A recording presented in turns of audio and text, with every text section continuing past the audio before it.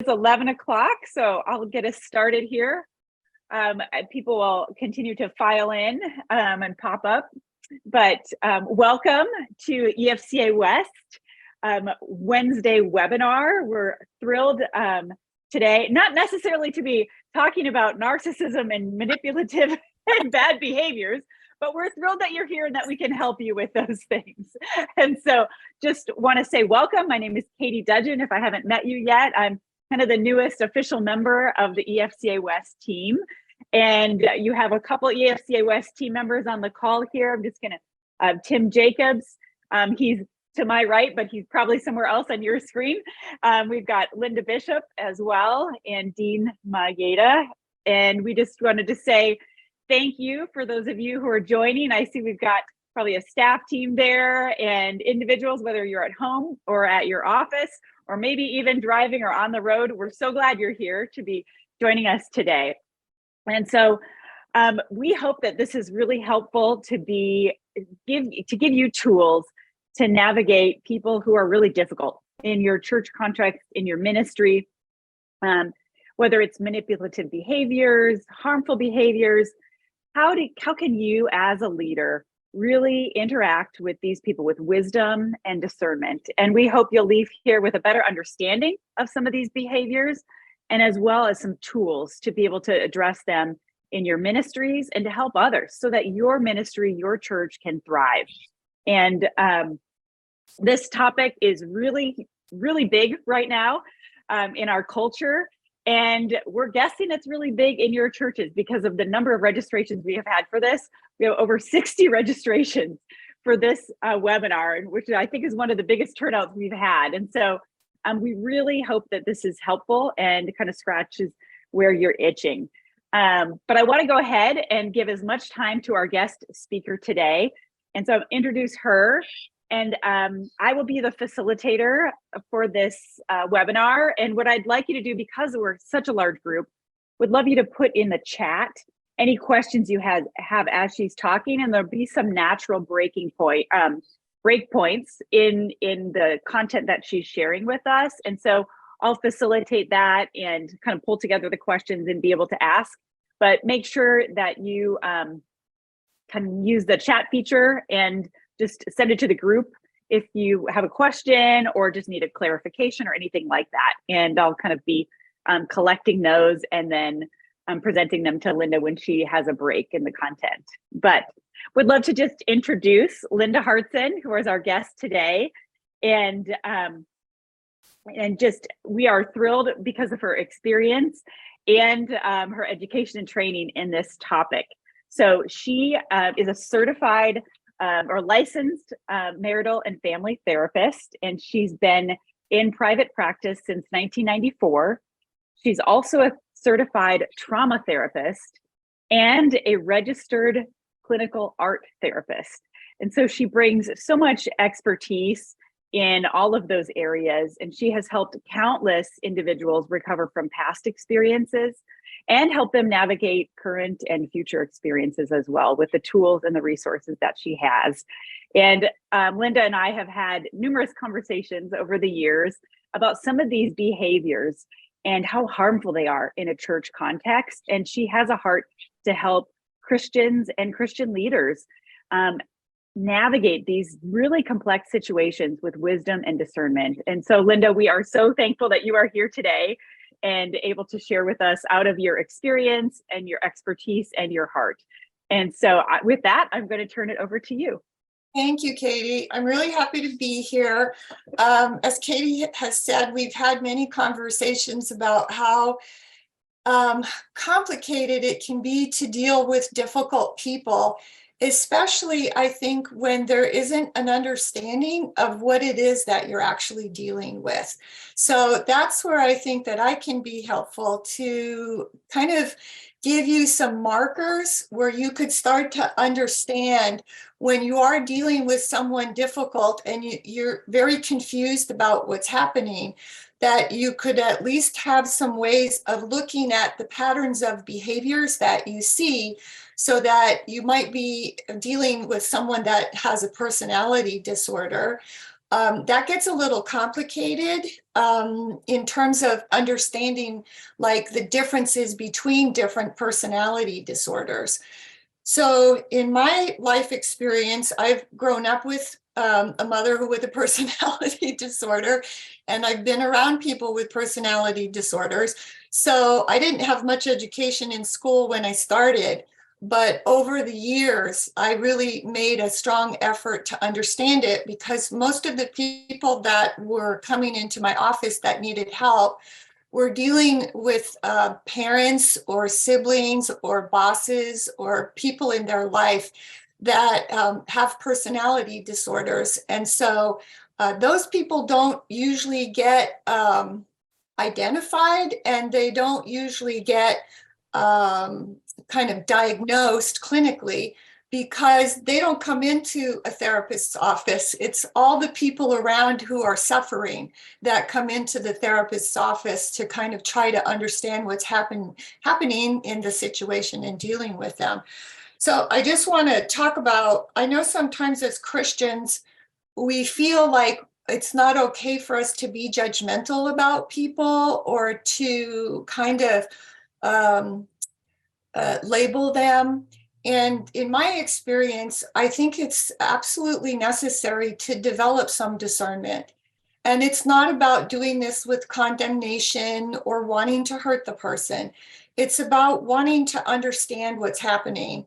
And so I like the quote in Matthew 10:16, where he says, "Behold, I send you out as sheep in the midst of wolves. So be shrewd as serpents and innocent as doves."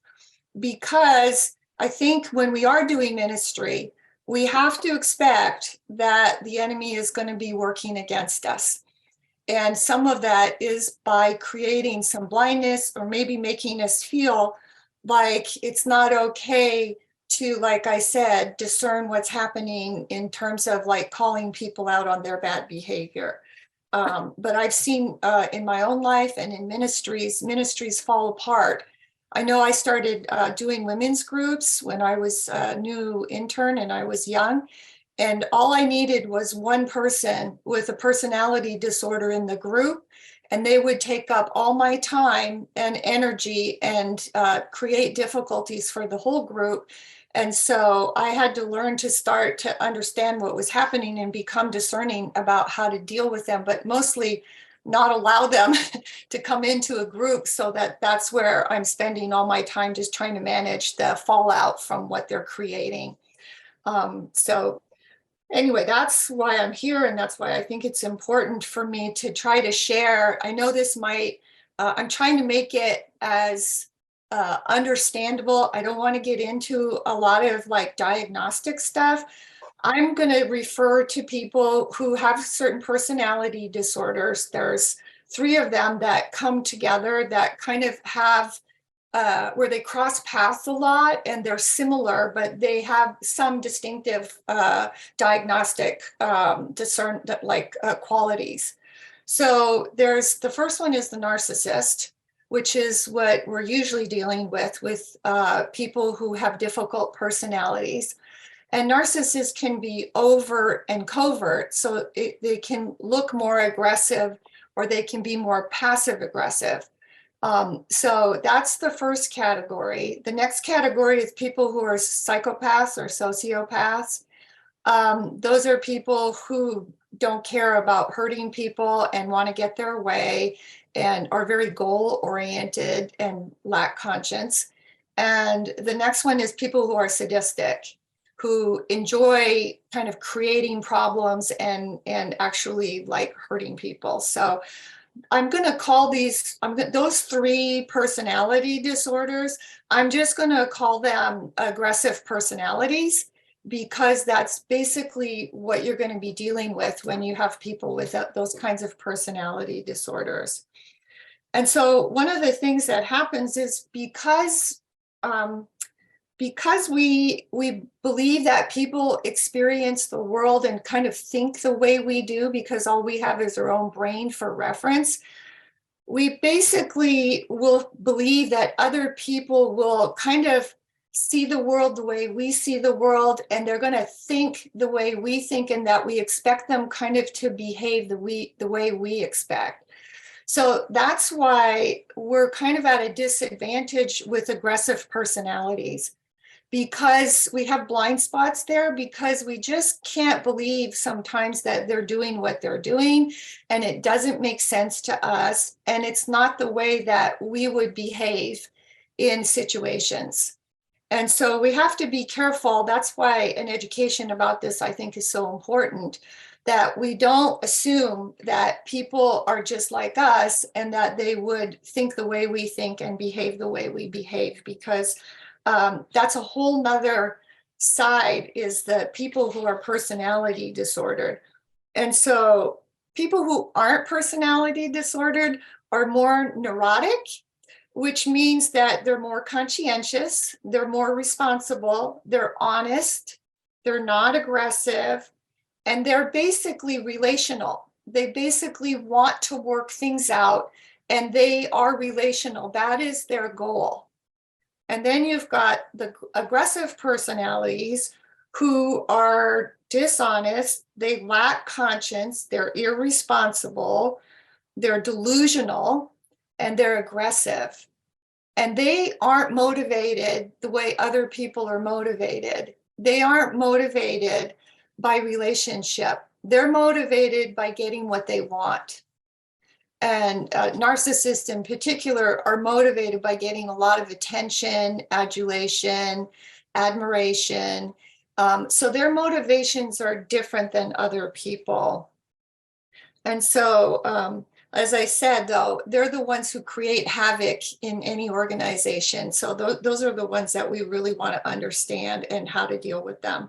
So the first thing I'm going to talk about is discernment and the identification of these types of aggressive personalities.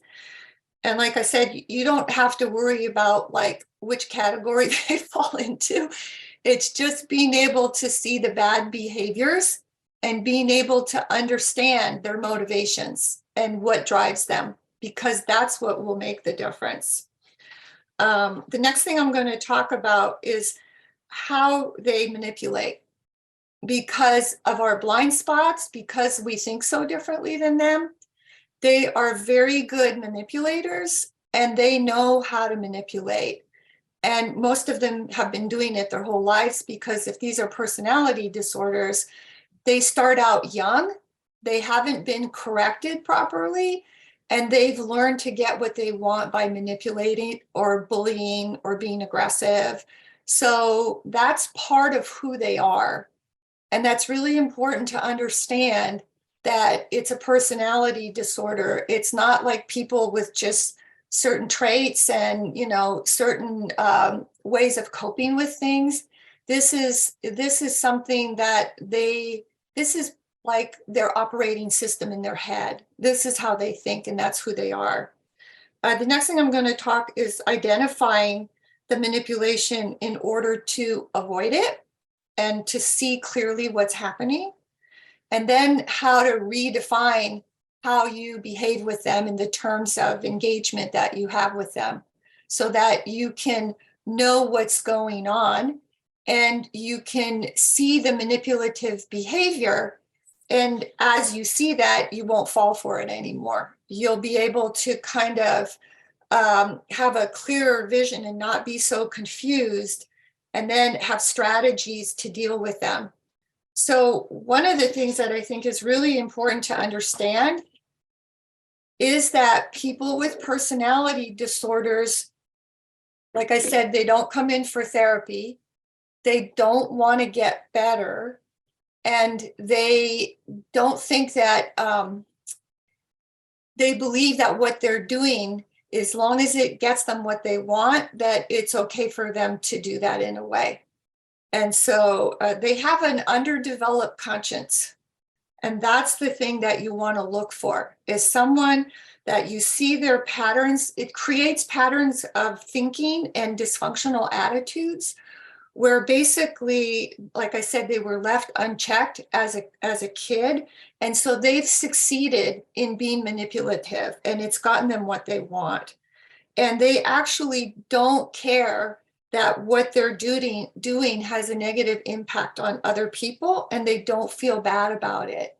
So that's where you have to, there's a lot of people who hide out in churches who can be little sociopaths or little narcissists, because they can look on the surface one way, but if you watch their behaviors over a long period of time, you're going to see something different. And so they lack a sense of correct shame and guilt.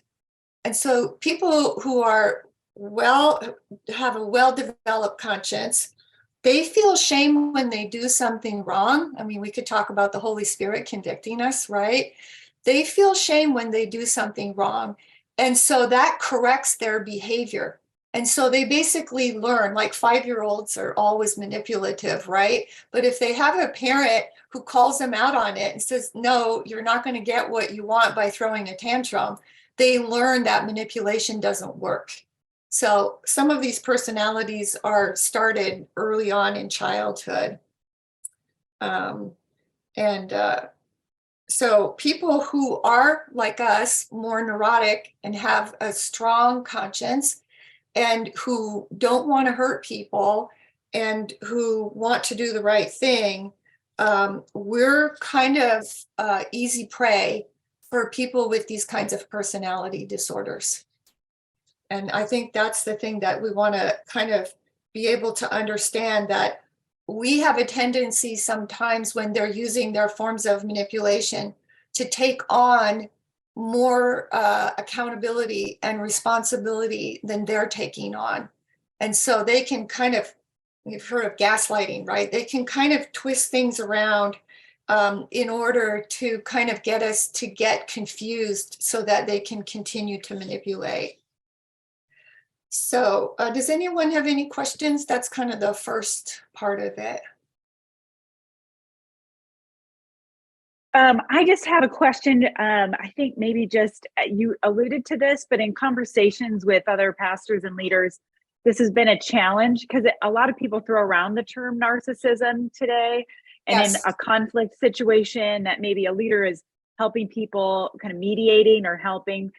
But I heard something you said over time versus just kind of every now and then or something. You kind of made a reference to seeing these behaviors over time. Is that something we should pay attention to in terms of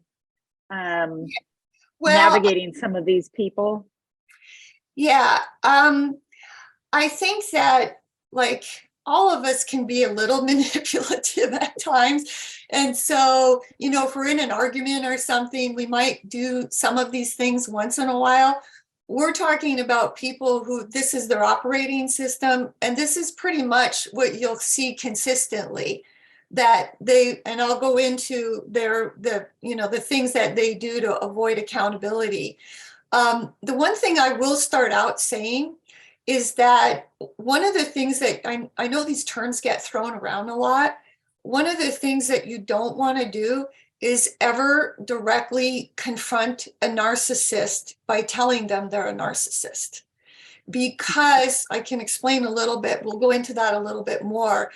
But narcissistic personality disorders develop because the person is actually very insecure underneath.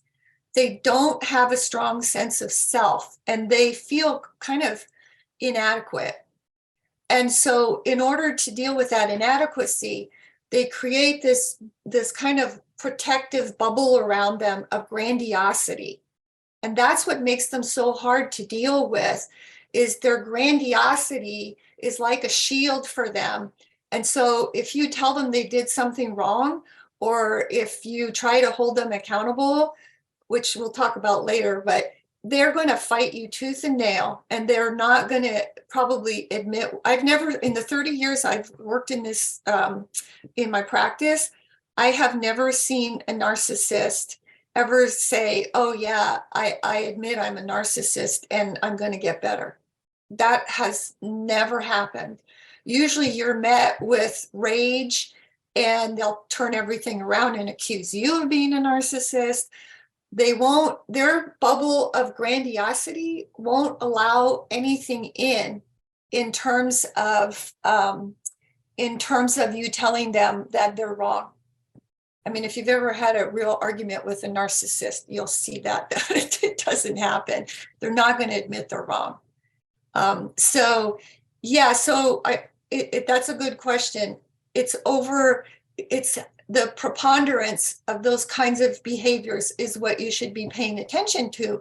But the first time I would start seeing that kind of behavior, that would be a question mark in my head. Does this person have a personality disorder? And look for the lack of conscientiousness about how they treat other people, because that's basically what you're going to be seeing. Does that make sense? Yeah. Okay. Yeah, we have a question in the chat. Okay. Just regarding can these people actually change based on what you're saying? You know, with what you're saying about how they don't seek therapy, or don't seek help or counsel or guidance from others. Is it possible for these personalities to change? That's one of the questions. Well, yes and no. Yes, very, very. The chances of someone who has that personality disorder even wanting to change is highly unlikely. Like I said, I've never seen that in all the years that I've experienced it. If for some reason they were motivated themselves to change because it was impacting them, they wouldn't be doing it for other people, because that's one of the hallmarks of this kind of grandiosity, is that they lack empathy. So they don't really care about other people. They're not relational. And so trying to get them help or help them see that they're narcissistic, they usually go into a rage, they deny, they gaslight, they turn things around. And the same thing with sociopaths and sadists, because their personality disorder, it's more a part of their operating system. Like they don't give it up because there's nothing else there for a narcissist, right? They have such a lack of a sense of self that they don't give up their grandiosity, because that's in their mind, that's kind of what protects them. So, and I've grown up around narcissists, so I can tell you it's not likely. I mean, God can do anything, I suppose, if there's a miracle, but it's not likely. Yeah. Yeah. Oh, that's great. Thank you. Dave, Sure. you have a question? Yes. Sorry, maybe I should have just put it in the chat, but you were mentioning that they will fight you tooth and nail. And so I'm just curious, do they really believe that they are right and everyone else is wrong? Or do they recognize that they're wrong, but they're so insecure and they've built up this, I think you said, a shield around them, that they feel they have to continue to defend themselves even when they kind of realize that they might be off? Well, that's another hallmark of people who are narcissistic, is that when they want to believe something, they are delusional. They will delude themselves. So when you're talking to someone like this, you kind of think, well, they must know that they're wrong because I'm showing them evidence that they're wrong, right? Like I've got something right in front of me that I have as evidence. And so, but because of their grandiosity, you're right on, they can't take it in.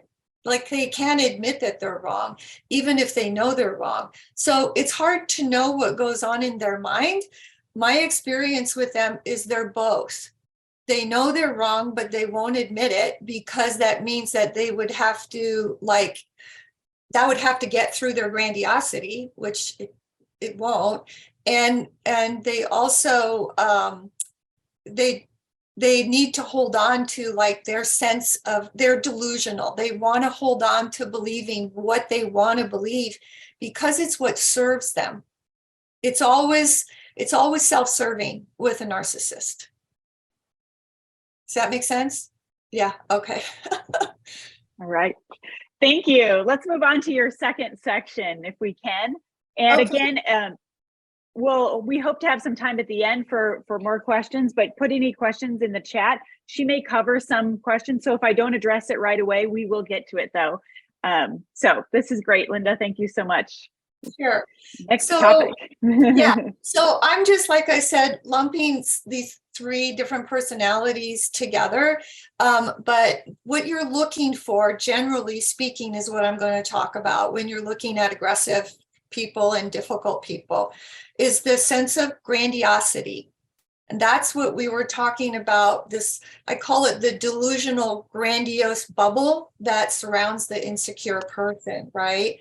And so they have they actually believe this. They have an unrealistic sense of self that they didn't do anything to earn.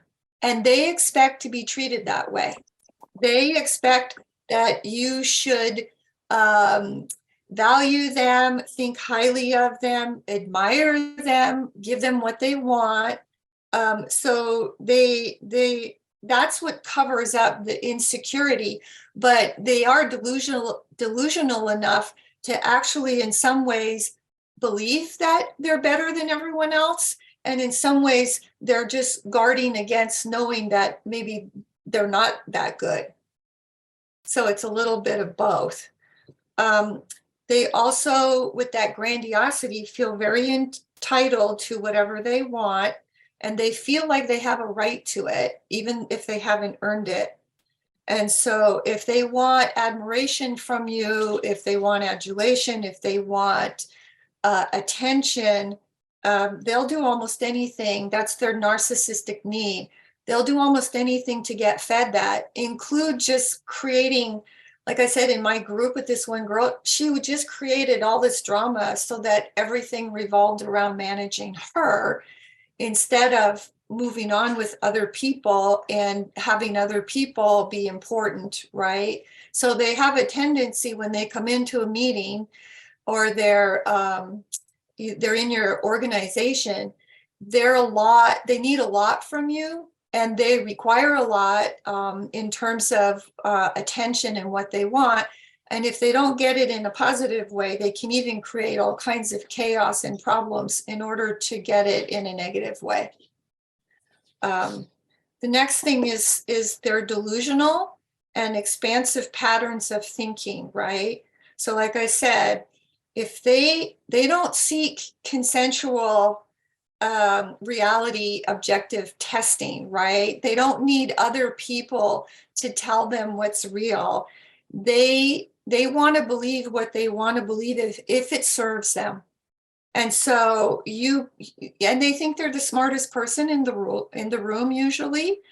And so if you're trying to teach them something, their grandiosity does not allow that in, because they would have to be somewhat humble to acquiesce to someone teaching them something.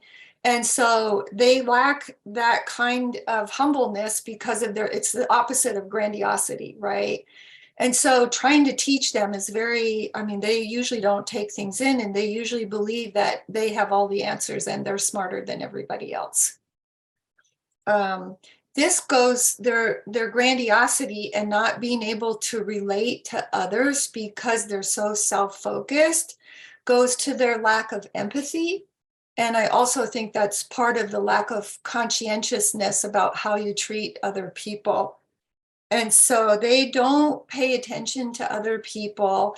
They don't pay attention to how their actions hurt other people or the impact that they have. Their main preoccupation is that they want to fulfill their narcissistic need for attention and adulation. And so they do live in this grandiose bubble of their self-esteem being inflated that way. They entertain themselves a lot, and they seek attention, whether it's good or bad, by creating problems, division, confusion, and drama. And they're emotionally unstable because of their lack of sense of self. And so they try to pull people into their chaos in their delusional world. And it's really easy to get sucked into that. Sometimes they present themselves as the victim of whatever is going on, and whoever else is trying to hold them accountable, they present as the perpetrator. So that's a really kind of strong thing that they rely on in order to get attention, empathy, care from other people, is painting themselves out to be the victim and not responsible for whatever they've created. So they can be either overtly or covertly aggressive. So sometimes they can be a bully and get their way by bullying someone and powering up and arguing and, not being accountable. So that's one way that they try to get their needs met. Or they can be covertly aggressive, where they look like the victim and they manipulate by looking like the victim. So they use a lot of different forms of manipulation. They're also really good at image management. So they like to look a certain way. So if you have a narcissistic parent at home who is narcissistically or physically or emotionally abusing their children, they won't do that in front of other people because they know it's wrong and they don't want to be seen that way. And so they might look like the nice church-going family or the nice church-going mother who's kind and gentle, but she could be abusing her kids at home. So they're very conscientious about their image and how they look to other people.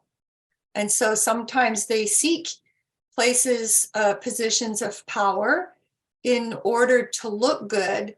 But if you go underneath their behavior and see how they're actually behaving, sometimes their behaviors, like I said, are very aggressive, either bullying or manipulative by acting like the victim. So does anyone, I think this is a good place for me to answer questions. Does anyone have any questions about that?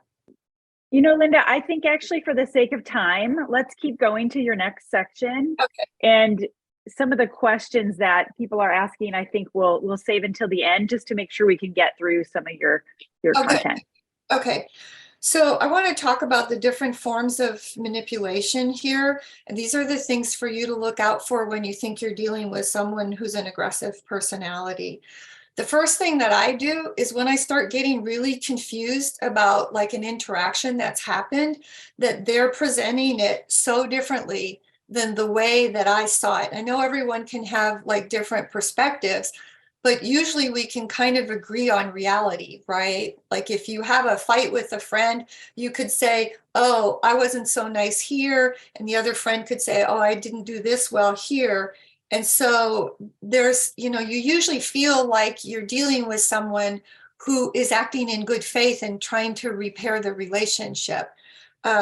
People who manipulate, they try to confuse you in a lot of different ways. And some of those ways can be very tricky to be able to see. So the first one is gaslighting. I'll try to make this quick. So it's like, let's say a woman goes to a party with her husband and she notices that he's really flirting with another woman there. And she gets home and calls him out on it. And he'll say to her, you didn't see what you saw. You're paranoid. There's something wrong with the way you think. That wasn't happening. And so when you observe something in reality and the person is trying to tell you that you're crazy and you didn't actually see what you saw, that's called gaslighting. And that's one of their favorite forms of like twisting everything around and almost turning it upside down so you don't recognize it anymore. But it's all trying to escape accountability. That would be what you're looking for. When you talk to someone who is manipulating you, usually what they're doing is trying to escape accountability. They distort the truth because they don't want you to look at and hold them responsible for what they're doing. So they have very disturbed patterns of thinking, and they can take on they'll act offended, right? Like this man, if he's being accused of flirting and he knows he's flirting, he'll act offended like you're the perpetrator and he's the victim. And so that's just a way of twisting around reality in order to not be held accountable. And also they will, if if you call them out and they go into a narcissistic rage, they will blame you for that. They'll twist it around like it's your fault that you're trying to hold them accountable, and they'll make it somehow your fault for their bad behavior. So I would say the best solution in those kinds of instances is for you to really trust your gut about what is going on and what you know to be true, and to just focus on the behavior. And like I said, it's not ever a good idea to call out a narcissist and call them a narcissist, but be specific and talk about their behavior and just stay focused on that. And they'll try to get you into conversations about being offended, that you've said something that you don't like their behavior, that they're hurt or they're offended. That's just another way of avoiding the truth of the matter and not being held accountable. So you don't want to start confronting and getting into an argument. You want to just stay focused on the bad behavior. It's like dealing with a 6-year-old, you just want to stay focused on the bad behavior and not talk about everything else. So another way is they'll try to shame you and tell you that if you're trying to hold them accountable, that you're being hurtful and unfair to them, and they would do anything to avoid that, right? And if you're a conscientious person and you don't want to hurt them, that's a really good tactic to get you to back off. So that's something to be aware of, is that's just a way for them to get out of you holding them accountable, is by shaming you and making you feel like you're being unfair and hurtful to them. To just be honest and truthful, right? You're not accusing them of something that they didn't do. The other thing is that they will deny reality, and they'll look, this is part of the gaslighting. They'll lie to you. You didn't see what you saw. I didn't do what you said I did. You did it. I didn't do it. So they're so delusional too that they will start to, and I think this is when they know what they're doing, they will start to accuse you of what they're doing in order to avoid you holding them accountable. People like this who have aggressive personalities, it's a lot of talk about whether or not they know what they're doing. One way that I think about it is I believe they do know what they're doing. However, it's become so habitual that they just don't think about it anymore. So if they're lying and they're gaslighting and they're shaming you and they're manipulating you, I think down deep, I think they know that they're doing something wrong, but it's become so habitual that they just do it like as a defense against whatever you're saying to them. So the other thing is they can minimize what you're saying and try to kind of obfuscate the truth and argue with you about whether it means this or whether it means that. So that means you start chasing down rabbit holes when there's a whole discussion of like, what is the truth? What is your perception of reality, right? So I see this happen a lot with people who are these kinds of personalities, that you try to hold them accountable for one thing, and then they start minimizing and start like debating you about what truth is or what your perception is. And it's all just chasing down rabbit holes with them. So that's one thing that would be an indicator that they're trying to manipulate you. Narcissists do not admit they're wrong. Their grandiosity precludes that, right? And so one of the things that you can do is think about, would you treat another person like this? Because you have to kind of have a benchmark. And so sometimes they try to confuse you about what they're doing. But one way that I found in my life to get clarity is that's not how I would treat someone.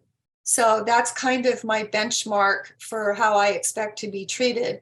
If we had an argument, I wouldn't lie to you about what was said, and I wouldn't try to minimize it. And I wouldn't start talking about something you did 5 years ago.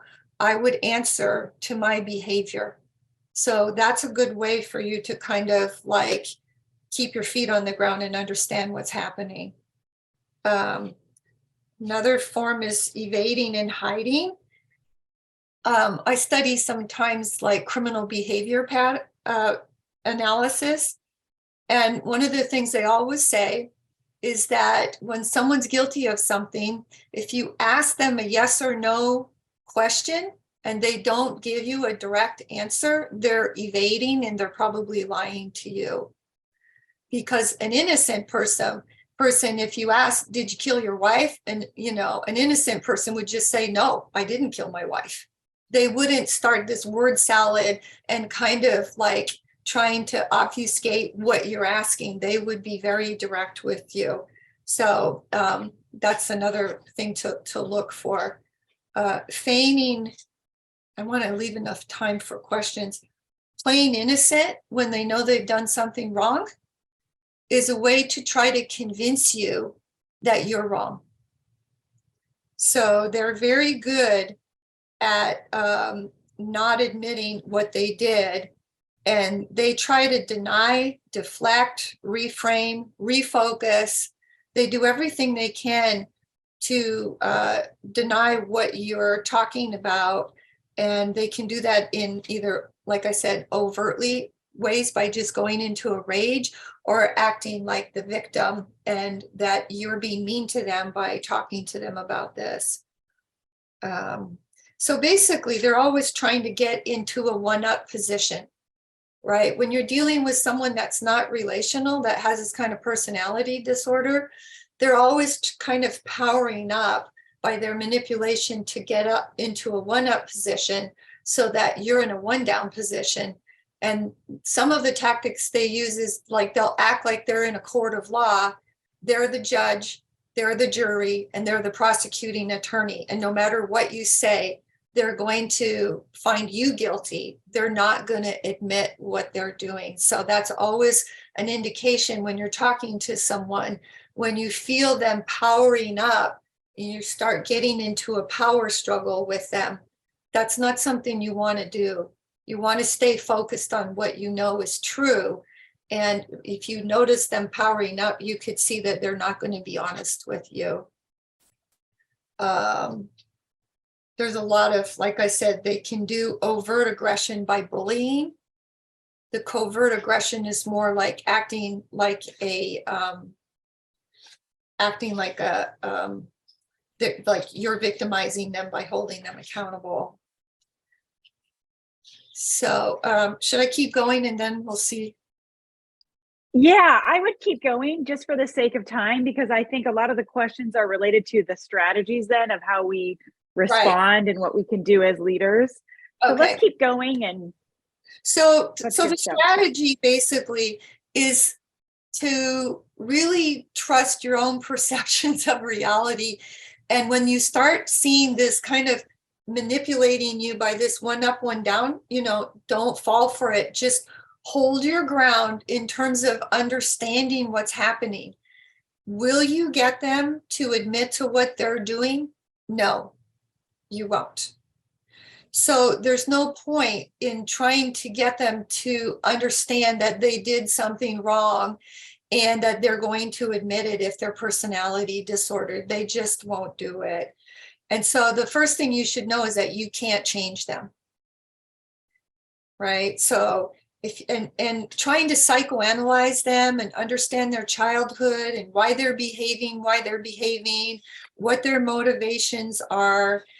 It's really simple. Their motivation for narcissists is to get attention and to get their way. And for a sociopath and a sadist, it's to get their way. They lack empathy. So if you try to engender empathy from them, if they did something hurtful to you and you try to engender empathy, you're not going to get it. So that's kind of a waste of time to try to get them to admit they're doing something hurtful and to try to get them to feel bad about it. If they don't have a conscience, it's just not going to happen. And because of the grandiosity, they won't let it happen. And you could spend, and I did when I was younger, you could spend a lot of time guessing how they were injured, what happened in their childhood, why they're behaving so badly.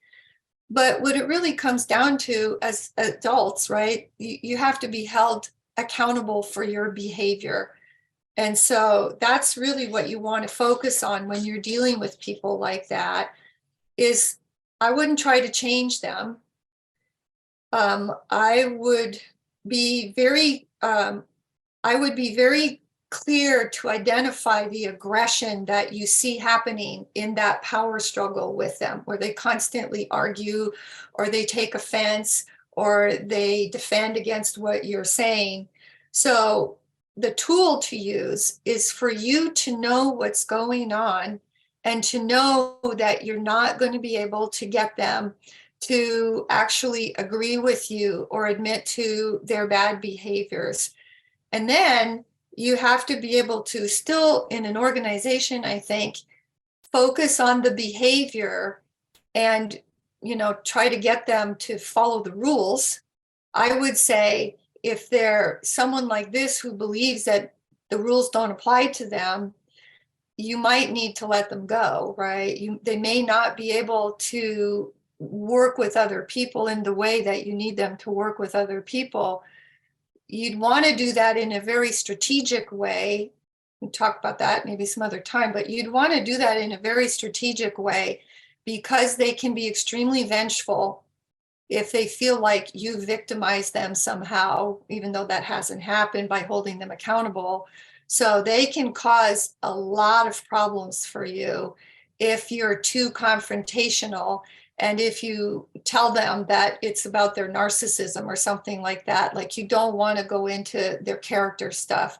You just want to say, we can't have people, because I was in a ministry one time where someone was doing something they shouldn't have been doing. I told the leader, I said, this guy's going to destroy the ministry.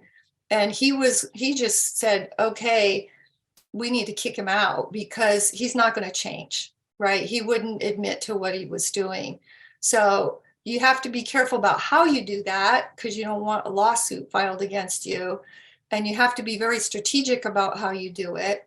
But sometimes the best thing to do with someone like this is to back away slowly and kind of get them quietly out of the organization. You want to be very specific when you're addressing the behavior, because they can try all these manipulations to get out of it. You want to be calm. I think it's good to have another person in the room in terms of like holding them accountable for a particular behavior. You want to stick to the issue. You want to stay focused on the present. You don't need to talk about everything in the past unless it's a pattern of behavior and you're saying, hey, you did it here, you did it here, you did it here. We've given you these chances and you keep doing it. So that's not going to work for us. And like I said, don't get in a power struggle with them. If you can create a scenario where you can get them out the door, where it feels a little bit like a win-win situation, that's the best strategy, because as long as they feel like they've won and they haven't lost, their grandiosity can kind of accept that, even though they don't like you winning. But if they feel like they've lost and they've lost face and they've been shamed or something, they can be extremely vindictive and can cause a lot of problems for the organization. So, and don't let them divide and conquer, because they'll slander a person to one person and slander the other person, and they'll try to divide in order to get you to not understand what's going on. And that's a way of, conquering you, basically, getting all the power. It's a lot to cover. Does anyone have any questions? We do have some questions coming in here. So I think this is where it gets really challenging for leaders of churches and, as communities and teams. And so some of the questions here are, if you can't fire them, say you're working with a volunteer who's doing this, what do you recommend in that context, a volunteer team or setting like that? which happens a lot for us as leaders. Yeah. Oh, volunteer is kind of tricky, isn't it? Because you can't fire a volunteer. Some people say that, but I don't know. But, if it were me, I would try to move them into an area where they could do less damage. So if they're in an area where they're creating chaos and problems in a larger group, I would try to lessen their responsibility, and I would try to move them into an area where they have less impact. It's like a bull in a china shop, right? I mean, if they've got all this room to roam around and create all this chaos in a larger group, I would try to lessen their responsibilities and put them into a place where they had less impact. Okay, great. And what about, one of the questions we have as well is, how do you, I'll just read the question. So many of the things described seem common to most people when caught in sin or just having a bad day. What is the difference between normal sinful activity that we're all subject to and someone who qualifies for the label of a narcissist? And how do you distinguish between just kind of people in process, so to speak, and this kind of behavior? Yeah, I think it's normal for people to try to hide and get out of their, being called out on their sinful behavior in the beginning when it first happens. But I think after they've had a period of time to really think about it, they probably would want to, kind of admit that they did something wrong if they're a Christian, right? Because the Holy Spirit would be convicting them. So it's one thing to have like a defense come up when you're kind of taken aback by something and you don't want to admit it. It's another thing when you keep having someone bring that evidence to you and you still won't admit it and you know that you did something wrong. So yes, these behaviors of manipulation, we've all tried them when we were 4 or 5 years old, or when we get caught in a lie or something like that. But most people, after the first initial defensive response, usually spend a day or two, their conscience will kick in, and they'll spend a day or two going, I actually feel bad about that. I actually feel guilty about that. I know I hurt this person.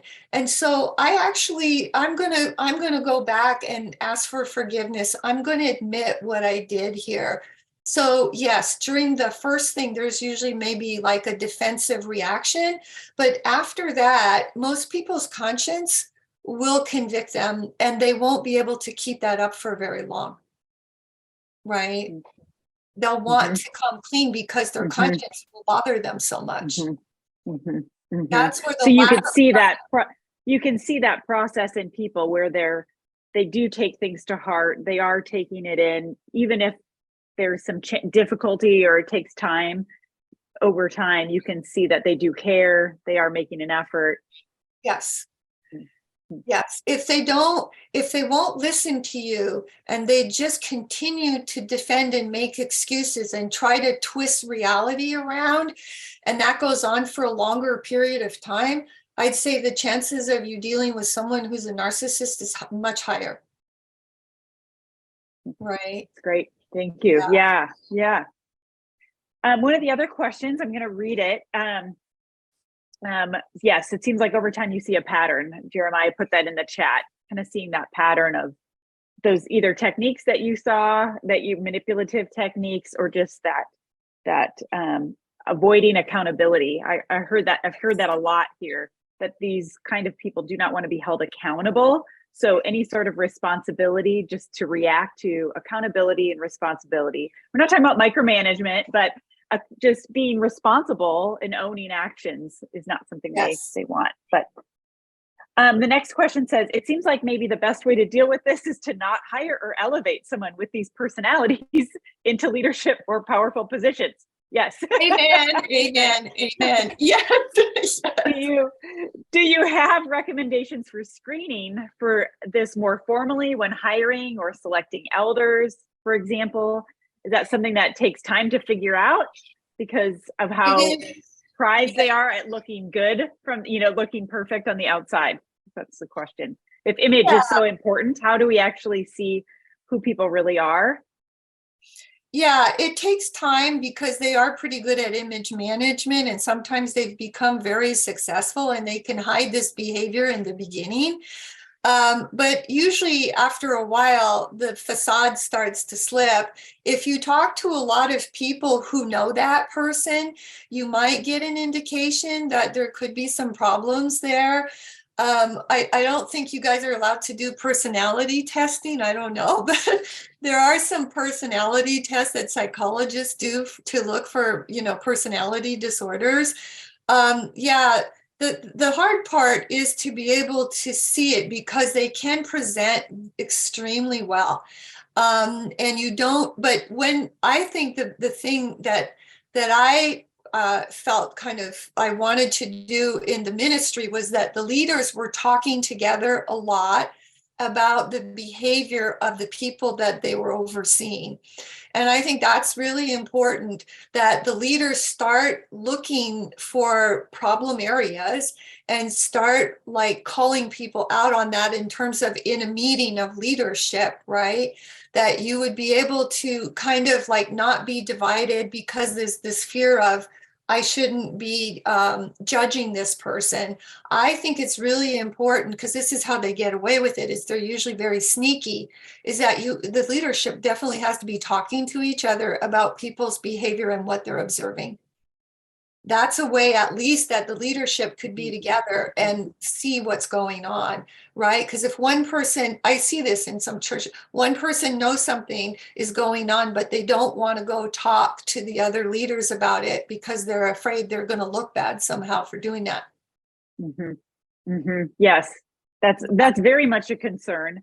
But what I hear you saying is that this is about, it's a group effort to discern character, because we all have different exposure to people, and so we're trying to discern their character here. Are they people that are trustworthy, that should be given more responsibility, or not? And that takes multiple voices sometimes. Is there anything you would recommend in how to do that well, so that it doesn't kind of slide into the gossip or slander or betraying confidence? Yeah, I mean, I would have closed meetings where it's just the leadership, and I would talk about people, how they're doing and what you're noticing. I would certainly be bringing problematic behaviors to the head pastor and talk about it, and the reason that they can destroy ministries is because they are so sneaky, and people kind of sometimes don't want to get involved because they think they're not quite sure what's going on with this person. But that's why you want to educate yourself about, like, if you see a lot of this and it's pretty consistent, you should be talking about it. And I would even be talking about it as soon as it starts. Because one thing you don't want is to have them move up in a leadership position where then they're creating more and more chaos, right? Because that is what they do. I mean, they will destroy a ministry. So one of the questions we have is, hey, there's somebody in my church like this. they're twice my age. They're accomplished professionally. How do you pastor or manage a person like this? And it kind of touches on a lot of things we've just talked about, but I know before we talked about even asking people to leave or kind of moving them out of responsibility, but any kind of closing thoughts for this question, on that question? Yeah, again, I think that whatever the problematic behavior is that's going on, that it does need to be talked about. I don't think it's I know that sometimes narcissists can kind of rise to these very powerful positions, and then what do you do, right?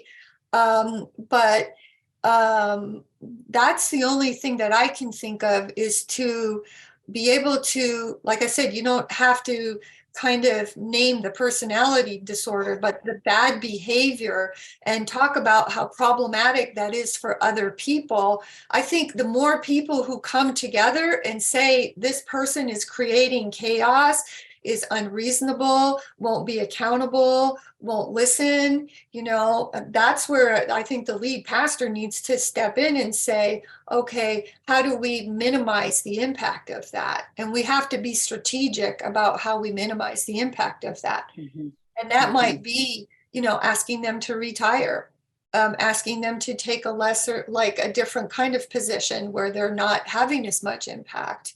Unfortunately, I think when they get to the point of being higher ups in an organization, it's a lot trickier, right? Yes. But the more people who come forward and say, I've had a problem with this person, I've had that same problem, I've had that problem, I've had that problem, the more that the pastor has to work with and say, this isn't working, right? This person is not able to do this the way he's supposed to be doing it. And so we need to figure out, again, how do we do it like in a way that doesn't kind of publicly shame them, but how do we do it in a way where we can quietly take more and more responsibility away and move them out of the organization? Wow, I feel like we have just scratched the surface here in some of these situations, Linda. Thank you so much for the content that you shared with us today. We're getting great feedback and so many more questions. We didn't even get to all of the questions in the chat, and so my apologies for that, but this topic is really big. And I think those who are on the call today face the realities of this, or they will if they haven't. And so are there any, we need to sign off here, but are there any books or resources you might recommend just for those on the call? Yeah, there's a guy, a psychologist who worked in prisons and worked with personality disordered people. And funny enough, it's one of my patients who gave this to me years and years ago. And it's Dr. George Simon. And he is excellent at explaining the aggressive personality disorders. And so I read his books years and years ago, and it helped me so much to be able to identify what was happening. And so he has a couple of books on wolf in sheep's clothing. And then there's another one called Character Disturbances, I think, aggressive personalities or something. But he's got two books out that are really easy reading, and they're written for the layperson. So they're very accessible. Yeah. Great. Yeah. Thank you so much. We're going to sign off here, but I want you to know we're so thankful that you were here in the call. And if you have other questions, feel free to type them in the chat before you leave, or if you'd like other information, you can on this topic, reach out to us and let us know how we can be of help. We want these webinars to be helpful for you and your staff and the leadership challenges you're facing. So thanks for joining us today. Thank you, Linda, for giving up your time and energy. And everyone have a great Wednesday.